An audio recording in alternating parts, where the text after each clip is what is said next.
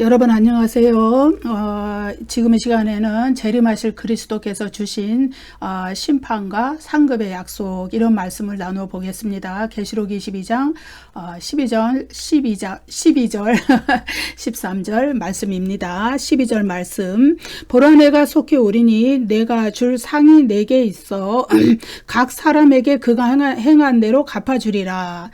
계시록 22장 12절에서는 이제 재림하신 그리스도께서 주실 상에 대해서 언급하심으로써 임박한 재림에 대한 약속을 더욱 확실하게 하는 그런 말씀입니다. 보라 내가 속히 오리니 이 말씀은요, 에필로그에 나타난 그리스도의 두 번째 직접적인 재림의 선언입니다. 첫 번째 직접적인 재림의 선언이 22장 7절에서 있었죠. 그 본문에서는 계시록의 예언의 말씀을 지키는 자가 복이 있다는 말씀과 이 그리스도의 직접적인 재림의 선언이 연관이 되어 있었습니다. 그런데 22장 12절에서는 그리스도의 직접적인 재림에 대한 선언이 행위 심판의 사상과 연관이 되어서 나타납니다.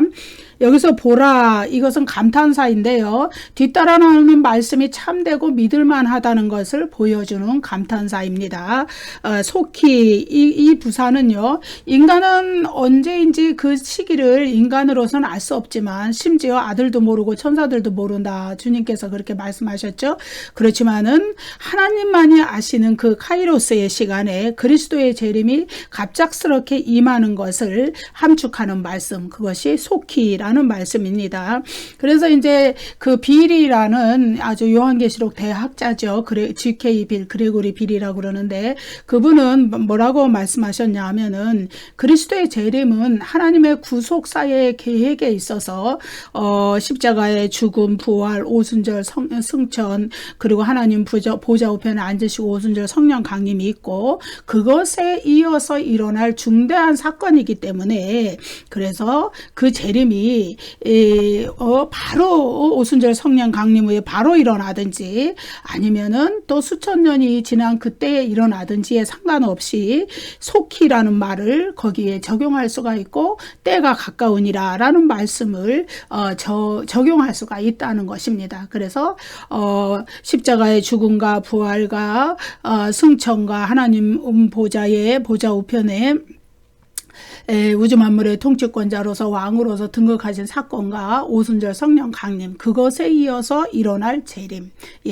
그것을 구속사의 그 중대 사건들의 그 쭉 1년의 시간표를 따라서 일어나는 일이기 때문에 속히라는 말도 때가 가깝다는 말도 이 재림에 대해서 쓸 수 있다. 이렇게 G.K. 빌이라는 이 학자는 말을 했죠. 계시록 22장 12절이 구원과 심판의 사상을 동시에 내포한다. 여기에 보면은 내가 줄 상이 내게 있어 각 사람한테 행한 대로 갚아준다. 이런 말씀이 단순히 상을 준다는 이야기가 아니고 구원과 심판의 사상을 동시에 내포한다는 것을 헬라어 원문으로 알 수 있는데 그것은 이 구절이요, 접속사 없이 그냥 한 구절로 연결이 되어 있다는 것을 보면 알 수 있습니다. 내가 줄 상이 내게 있어, 이 구절과 각 사람에게 그가 행한 대로 갚아주리라, 이 구절이 접속사가 사이에 없이 그냥 한 구절로 연결이 되어 있습니다. 이 이야기는 뭐냐 하면은 상, 주님께서 재림하실 그리스도께서 주실 상, 그것과 행한 대로 갚아주리라, 이것이 동일한 의미라는 거예요. 다시 말해서 여기서 상이라는 것은요, 어떤 우리가 잘했을 때에 주는 그 상, 그런 의미보다도 가치 중립적이라는 거예요. 그것은 심판과 상급을 동시에 포함하는 개념. 그래서 이제 그것을 이제 조금 더 구절을 살펴보면 알 수 있어요. 갚아주리라 이렇게 번역된 헬라어는 부정사예요. 헬라어 부정사인데 이것은 보답하다, 보상하다, 아포디도미라는 동사의 헬라어 부정사입니다. 헬라어 동사의 부정사예요. 보답하다, 보상하다. 그런데 거기에 또 행한 대로, 여기에서 이 행한 대로라는 헬라어가 호스 토 에르곤 이렇게 돼 있는데, 토 에르곤 이것이 뭐냐 하면 행위, 실천, 행동을 가리킵니다. 그래서 이 구절에서 믿음을 언급하지 않는다 그래서 이 구절이 행위 구원론을 말하는 게 결코 아닙니다. 행위는 보상의 근거로서 이 구절에서 제시가 되는 것 뿐이에요. 구원은 믿음으로 받지만은 구원받은 자에게는 믿음의 행위가 뒤따라온다는 것을 이 구절은 이면적으로 내면적으로 말해주는 것이죠. 이사야 40장 10절을 보면은요, 이 구절의 의미를 더 자세히 알 수 있습니다. 이사야 40장 10절, 보라, 주 여호와께서 장차 강한 자로 임하실 것이요 친히 그의 팔로 다스리실 것이라. 보라, 상급이 그에게 있고 보응이 그의 앞에 있으며. 이사야 40장 10절에서 상급과 보응이 동격으로 사용이 되었습니다. 예. 근데 여기서 보응이라는 것은 행위로, 헬라어 원문으로 보면은 이 보응은 토 에르곤, 그리고 이 계시록 22장 12절에서의 행한 대로에서 또 토 에르곤 행위. 예. 그래서 이 보응과 행위는 동급이라는 거예요. 예. 그래서 상급은 그 행위의 결과로서 주어지는 것이다. 보응은 행위로 번역할 수가 있다. 그래서 계시록 22장 10절에서는 이사야 40장 10절을 인용하면서 상과 행위를 명시해 줍니다. 근데 이것은 가치 중립적으로 동일한 개념을 두 가지 개념을 다 포함한 것이다. 이렇게 말할 수가 있는 거예요. 왜냐하면은 의로운 자가 복을 받는다는 그 내용의 이면에는 불의한 자가 심판을 받는다는 그 내용을 반드시 포함하기 때문에 그렇습니다. 그래서 이사야 40장 10절이 구원과 심판의 개념을 동시에 가지고 있듯이 계시록 22장 12절에 또 행한 대로에 나오는 행위, 이것도 구원과 심판의 개념을 동시에 가지고 있는 것입니다. 그래서 계시록 22장 12절은 재림의 임박성과 연관이 되어서 구원받은 자에게 주시는 상급과 구원받지 못하는 자에게 임하는 심판의 의미 두 가지를 다 가지고 있다. 예. 내가 줄 상이 내게 있어. 예. 이 구절은 그래서 각 사람에게 그가 행한 대로 갚아주리라. 이 구절과 문맥을 고려해서 해석을 해야 한다는 것이죠. 여기서 이 상이라는 것은 전적으로 긍정적 의미의 보상, 보답 이것만 가리키는 것이 아니라 가치 중립적이라는 것이죠. 그래서 이 상은 문자 그대로 해석을 하면 무엇이냐? 행한 일에 대한 보응이나 보수. 예, 이것을 말하는 거예요. 예. 그것이 악한 거든, 악한 일에 대한 처벌이든, 잘한 일에 대한 상급이든, 행한 일에 대한 갚음, 보응, 보수. 그래서 가치 중립적인 거예요. 그래서 여기서 이제 오히려 이 한글 개역에서 상이라고 번역을 한 것이, 개역 개정에서 상이라고 번역을 한 것이 우리에게 약간의 혼동을 줄 수 있는데, 그게 아니고 여기서는 보응의 개념이라는 거예요. 보수. 의 개념이라는 거예요. 갚음의 개념. 그러니까 그 행한 일이 악한 일이라면 악한 일에 대한 처벌로, 행한 일이 그 선한 일이라면 선한 일에 대한 상으로, 보상으로, 예, 그런 개념을 가지고 있는 것이 계시록 22장 12절의 상이라는 것이죠. 그러한 맥락에서 계시록 22장 11절과 22장 14절 15절에서 구원받은 자와 구원받지 못한 자가 나란히 언급되는 것이죠. 인전 문맥에서 22장 11절에서는 불의를 행하는 자와 더러운 자는 구원받지 못한다는 것을 명시하는 것이고, 그리스도의 재림 때 더 이상 회개하고 구원받을 기회가 주어지지 않는다는 것을 명시하는 것이고, 의로운 자와 거룩한 자는 구원받은 자이므로 인내하는 믿음으로 그리스도의 재림 때까지 환난을 견디고 믿음을 지키라는 그런 권면이 포함되어 있는 것이 22장 11절이죠. 22장 12절에 상이 언급되는 바로 직전 문맥입니다. 그 다음에 그 직후의 문맥이 있죠. 14절, 15절.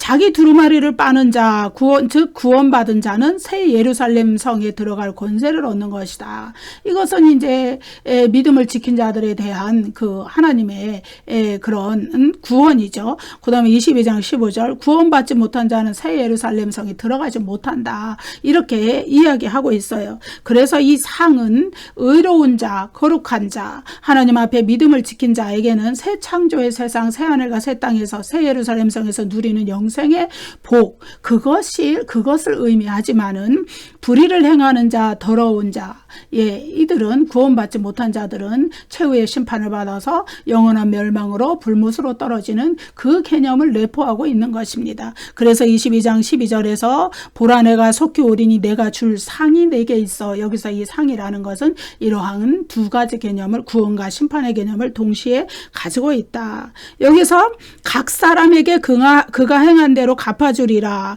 각 사람에게, 이것도 구원받은 성도들만을 가리키는 것이 아닙니다. 심판에 이르는 불신자들도 같이 포함한 개념이에요. 구원받은 성도들 그리고 심판을 받을 불신자들을 다 포함한 개념으로 각 사람에게 그가 행한 대로, 구원받을 자에게는 상급으로, 심판받을 자에게는 영원한 멸망으로 갚아주신다는 그런 개념이죠.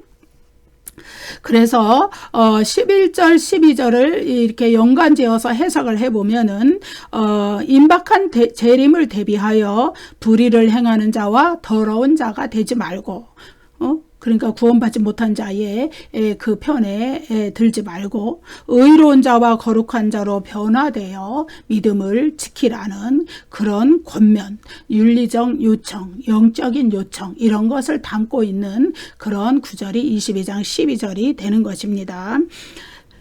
그래서 계시록 22장 12절에 행위 심판의 사상이 나타난다, 이렇게 말씀을 합니다.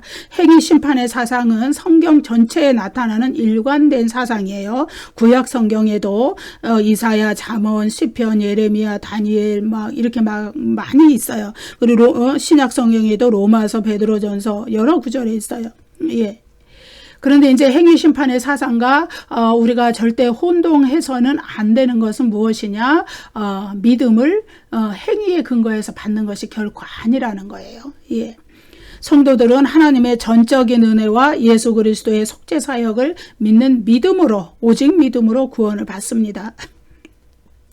행위 심판의 사상이 구약 성경과 성경의 여러 본문에, 신약 성경 여러 본문에 나타나지만 그것은 구원이 선한 행위의 근거에서 이루어진다고 말하는 것이 결코 아니고 선한 행위가 구원의 증거라는 것을 나타내 주는 것입니다. 그래서 구원받은 성도들은 자신들의 의로운 행동을 믿음의 증거로서 제시해야 될 의무가 있다.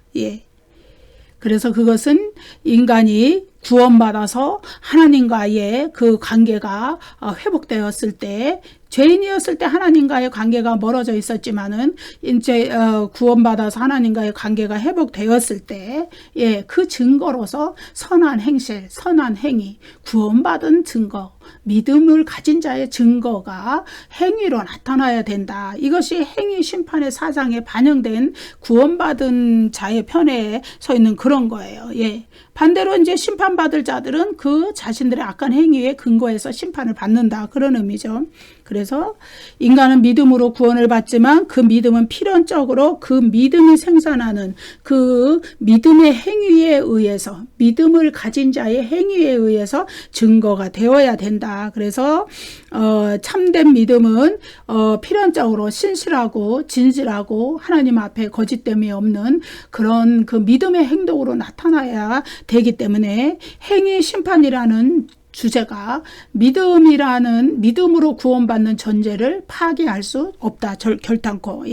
그래서 구원받은 자들에 대한 행위 심판, 이것은요, 예를 들어서 구원받은 자들에게 행위 심판의 사상이 적용된다 그래서 그것이 그들의 악한 행위 때문에 처벌을 받아서 영원한 지옥에 떨어지는 그런 것이 아니라, 구원받을 자들에 대해서 행위 심판의 사상이 적용된다는 것은 그들에게 상급의 심판이 되는 거예요.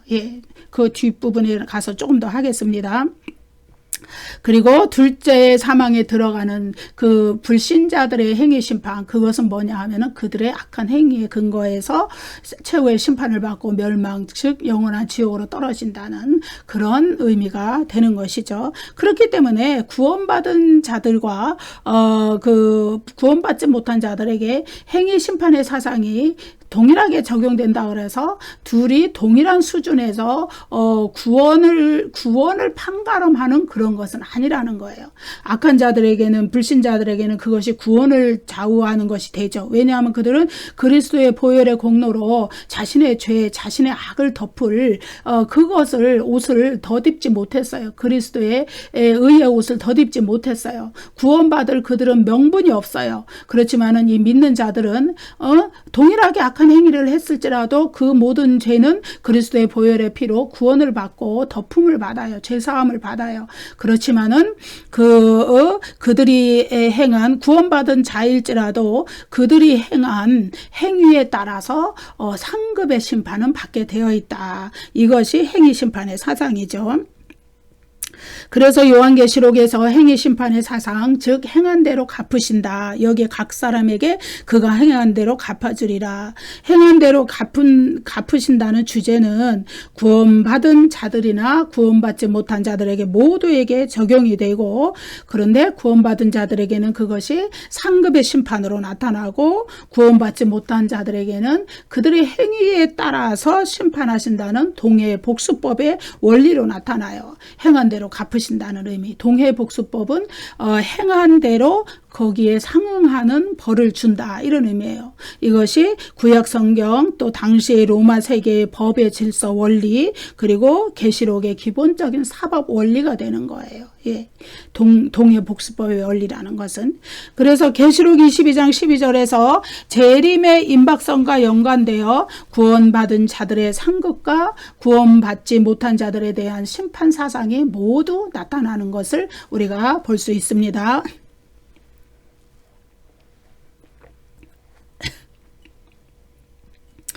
우리가 이제 요한계시록 본문에서 그러한 것을 조금 더 살펴보겠습니다.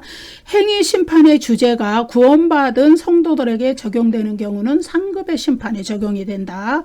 그래서 계시록 2장 23절, 내가 너희 각 사람의 행위대로 갚아주리라. 예. 계시록 11장 18절, 종 선지자들과 성도들과 또 작은 자든지 큰 자든지 주의 이름을 경외하는 자들에게 상 주시며, 그 다음에 14장 13절, 하늘에서 음성이 나서 이르되 기록하라. 지금 이후로 주 안에서 죽는 자들은 복이 있도다 하심에 성령이 이르시되 그러하다. 그들이 수고를 그치고 쉬리니 이는 그들의 행한 일이 따름이라 하시더라. 예, 이거는 모두 이미 구원받은 자들이지만 그들의 행위에 따라서 상급의 심판이 있다는 것을 이야기해줘요. 그래서 계시록 20장 마지막 문단에 있는 크고 힘보자 심판에서는 최후의 심판대 앞에 부활한 전체 인류가 다 서게 된다는 거예요. 다 서게 되는데 거기에서 생명책에 이름이 기록된 자들은 이미 그리스도의 보혈의 공로로 구원을 받았기 때문에 그들의 악한 행동이 모두 다 용서함을 받고 단지 그들은 상급의 심판을 받기 위해서 서 있다는 것이죠. 그런데 구원받지 못한 불신자들은 이제 거기에 또 책들이 펴졌다 그랬어요. 생명책 이외의 책들. 근데 그들은 생명책에 이름이 기록되어 있지 않기 때문에 그리스도의 보혈의 공로로 자신들의 죄를 용서함 받는 그러한 은혜를 입지 못했기 때문에 그들은 자기의 행위 그대로 심판을 받아서 영원한 불못으로 떨어지게 된다. 이제 그것이 크고 힘보자 심판, 최후의 심판의 내용이었죠. 자, 행위 심판의 주제가 불신자들에게 적용되는 경우, 이때는 둘째 사망에 던져지는 최후의 심판을 받게 된다. 계시록 11장 18절, 주의 진노가 내려 죽은 자를 심판하시며, 이 죽은 자라는 거는 이제 이미 첫째 사망 죽은 자, 이건 최후의 심판 때를 의미하는 거잖아요, 그죠? 그래서 죽은 자가 부활해서 심판을 받는 그 최후의 심판 상황을 말해줘요. 18장 6절, 그가 준 그대로 그에게 주고 그의 행위대로 갑절을 갚아주고 그가 섞은 잔에도 갑절이나 섞어 그에게 주라. 이건 바벨론이 당하는 최후의 심판에 대해서 이야기를 해주는 것이죠. 여기에서의 갑절이라는 거는 동해복수법의 법에 어긋나는 것이 아니에요. 그만큼 강조의 의미가 들어간 그러한 그 수식어입니다. 또 20장 13절 바다가 그 가운데서 죽은 자들을 내주고 또 사망과 음부도 그 가운데서 죽은 자들을 내주매 각 사람이 자기의 행위대로 심판을 받고 이것도 이제 자기의 행위를 따라서 심판을 받는다는 행위 심판의 사상이 불신자들에게 적용이 됩니다. 자, 그런데 계시록 22장 12절은 보라 내가 속히 오리니 내가 줄 쌍이 내게 있어 각 사람에게 그가 행한 대로 갚아주리라. 이것은 재림의 임박성과 연관되어서 상급의 심판과 그리고 불못에 던져질 최후의 심판, 악한 자들, 불신자들의 심판을 모두 내포하고 있다. 우리가 이렇게 알면 되겠습니다. 어떤 분들은 이제 이 부분에 대해서 이제 헷갈리는 분들이 있어요. 조금 혼동하는 분들이 믿는 자들은 절대 심판 안 받는다 이러는데 그것은 구원을 결정짓는 심판을 받지 않는다는 이야기예요. 우리는 구원받았기 때문에 그리스도의 보혈의 공로로 이미 우리의 죄가 다 가려졌어요. 덮어졌어요. 그래서 우리는 그런 최후의 심판을 받아서 불못에 영원한 지옥에 떨어진 심판은 결코 받지 않아요. 생명책에 우리 이름이 있기 때문에. 그러나 우리가 상급의 심판은 받을 수가 있다는 것을 우리가 알면 되겠습니다. 그래서 이제 흔히 그 구원론에 있어서 상급론과 이렇게 혼동하시는 분들이 있어요. 왜냐하면 최근에도 어떤 분이 저한테 물어봤기 때문에 이야기하는 것인데 상급론은 있는 거예요, 여러분. 그래서 우리가 하나님 앞에 더 충성해야 하고 상급 더 받으면 좋겠죠. 그래서 큰 집에는 금과 은과 뭐 이런 그릇들이 다 따로 있다 그랬잖아요. 그래서 공력도 시험하고 어떤 자는 부끄러운 구원을 받고 그런 일들이 일어나니까 우리는 구원을 받되 부끄러운 구원을 받으면 겨우 그냥 구원만 받아서 지옥을 면하고 그냥 천국에 가는 그런 겨우 들어가는 그런 자들이 되어서는 안 되겠죠. 그래서 상급론이라는 것을 아주 금기시하거나 이럴 필요는 절대 없는 겁니다. 우리는 틀림없이 믿음으로 구원받았고 그리스도의 보혈의 공로를 믿는 믿음으로 구원받았으되 우리가 행한 일에 대한 상급의 심판은 있다.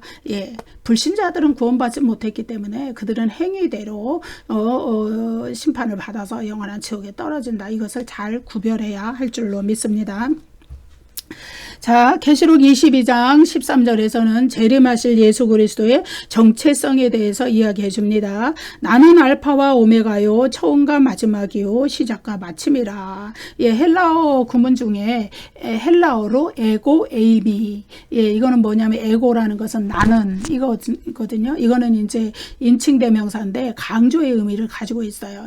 그래서 이 에고라는 이 인칭대명사를 쓸 때는 하나님과 예수님 자신을 강조하는 의미가 들어있는 그런 주어예요. 그리고 에임이라는 거는 비동사예요. 뭐뭐이다. 나는 뭐뭐이다. 그래서 에고 에임이 나는 뭐뭐이다.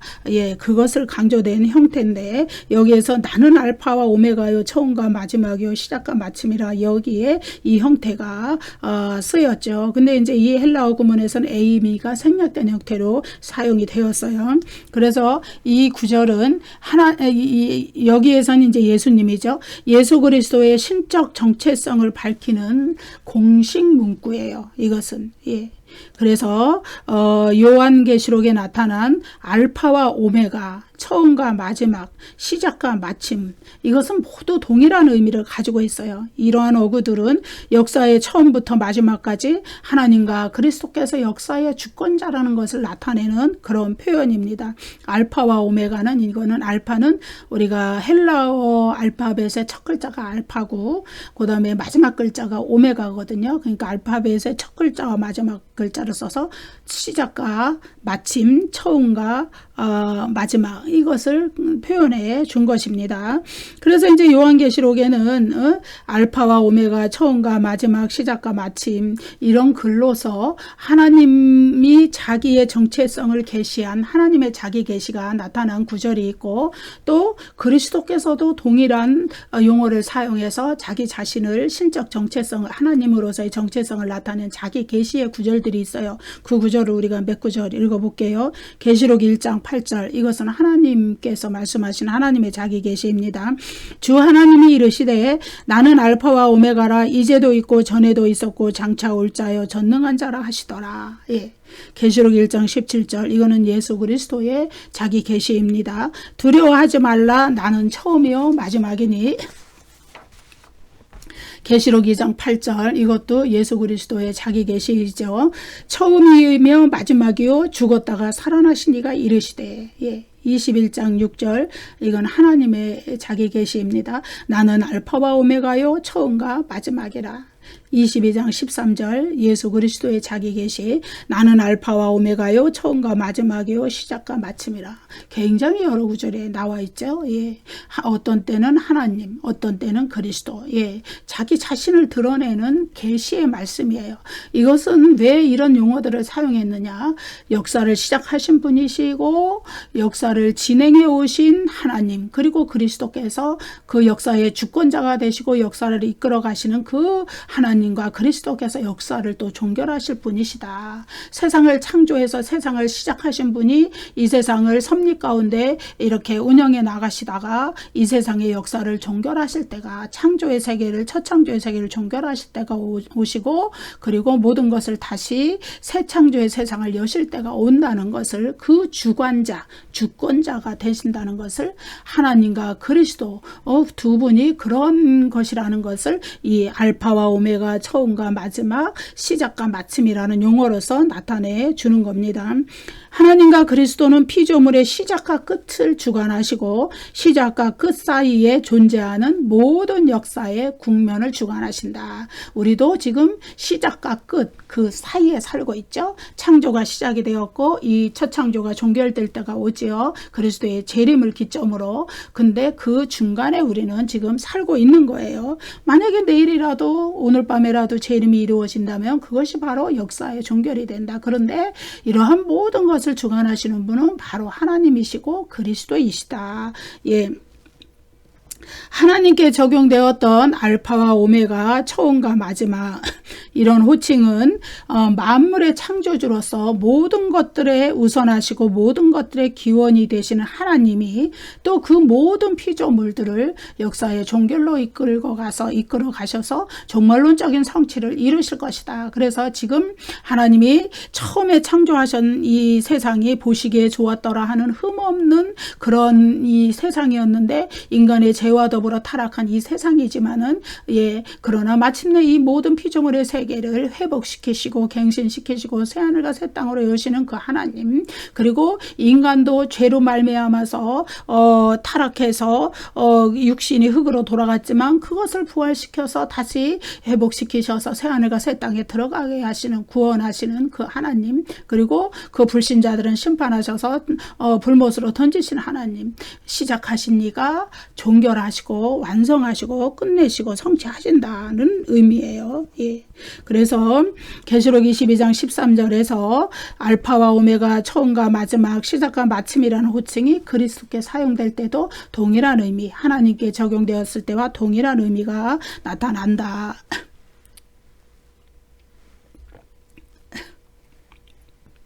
그런데 22장 13절에서 이 세 가지 호칭이 모두 결합되어서 한꺼번에 이렇게 다 나온 거는, 이제 이건 그리스도께 이렇게 적용된 거는 무엇이냐? 영광 받으신 그리스도께서 인간 역사에 대한 포괄적인 주권, 능력, 통치권, 이런 것을 가지시고 그 종결하실, 재림으로 더불어 재림과 함께 종결하실 권한을 가지신 분이라는 걸 강조해 주는 거예요. 그리스도는 창조 때도 하나님과 함께 일하셨어요. 그래서 예수 그리스도를 창조주라고도 하고 창조의 중재자라고도 그래요. 만물이 그로 말미암아 지은 바 되었으니 그로 말미암지 않고는 아무것도 된 것이 없다. 그리스도를 통하지 않고서는 이 세상이 존재하지 않아요. 그런데 그분은 또 재림을 통하여서 이 세상의 역사를, 이 세상의 모든 창조의 세계를 종결하실 분이시고, 그것을 강조하기 위해서 여기서는 세 가지 이 칭호를 한꺼번에 다 이렇게 연결을 해놨습니다. 그래서 재림하실 그리스도는 피조물의 시작과 끝에 계시고 피조물의 시작과 끝을 지배하는 주권자이시다. 역사의 시작과 끝 사이에 모든 진행되었던 역사 속에 계시고 그 사건들을 지배하는 주권자이시다. 이것을 나타내기 위하여서 이 세 가지 칭호를 22장 13절에서 모두 그리스도께 이렇게 나타낸 거죠. 예. 그래서 계시록 1장 8절에서 창조주 하나님이 알파와 오메가라고 하나님의 자기 선언이 나타났는데, 22장 13절에서는 부활하시고 승천하시고 하나님 보좌 우편에 이제 요한계시록에서는 하나님 보좌에 함께 앉으신 거로 나오고, 그 외에 신약 성경에서는 하나님 보좌 우편에 나왔다 이렇게 얘기해요. 근데 같은 표현이라고 보여져요. 그래서 그 우주 만물의 통치권자로서, 구원자로서, 심판자로서 앉으신 그 예수 그리스도의 자기 선언이죠. 예, 그래서 요한계시록의 이 프롤로그와 에필로그의 구조를 보면, 프롤로그에서는 전능하신 하나님의, 창조주 하나님의 자기 선언으로 시작이 되고, 이 에필로그는 예수 그리스도의 구원자로서, 심판자로서 재림하실 예수 그리스도의 자기 선언으로 이렇게 마무리가 되는, 이렇게 구조로 잘 짜여져 있는 것을 우리가 볼 수 있습니다.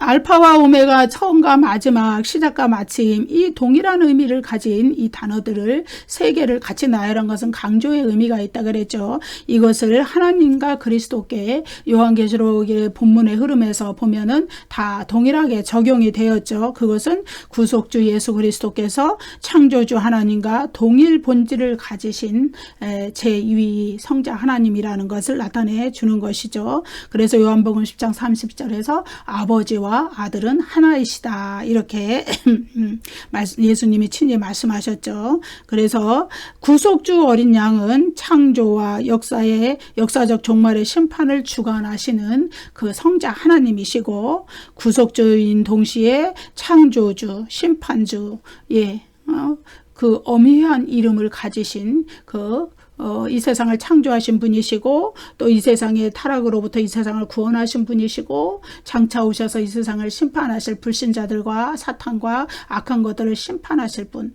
그분이 바로 재림하실 그리스도라는, 이 마지막 에필로그에서 강조하고 있는 것은 그리스도의 재림이에요.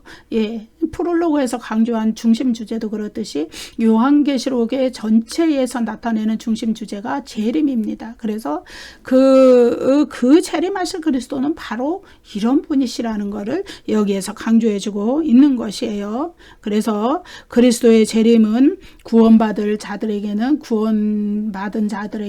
상급을 가져오시고, 보라, 여기에 보면 내가 줄 상이 내게 있어. 예?